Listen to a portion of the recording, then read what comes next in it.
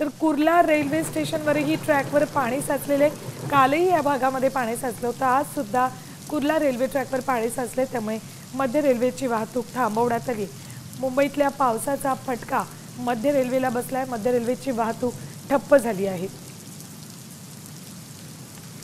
Updates घेऊयात आमचे प्रतिनिधी विशाल सवणे यांच्याकडून।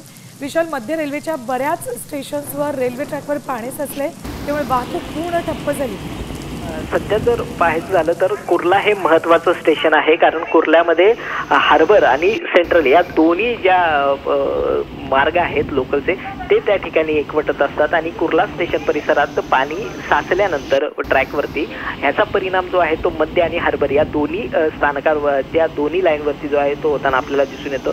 सध्या सायन आणि दादर या स्थानकादरम्यान पाणी जे आहे ते तुंबलेलं आहे, त्यामुळे तिथली वाहतूक जी आहे ती थांबवण्यात आलेली आहे। त्यामुळे परिणामी पूर्ण मध्य रेल्वेवरची जी वाहतूक आहे ती खोळंबलेली आहे, ती ठप्प करण्यात आलेली आहे। आणि आता आपण पाहू शकतो की कुर्ला परिसरामध्ये देखील ट्रॅकवरती जे आहे ते पाणी साचायला सुरुवात झालेली आहे आणि याचा परिणाम जो आहे तो जे नोकरदार वर्ग जो आहे तो मुंबईकडे येत असतो, ऑफिसला येत असतो, त्यांच्या वेळेवरती जो आहे तो होताना आपल्याला दिसून येतोय। त्यामुळे लेटमार्कची जी आहे ती पडणार।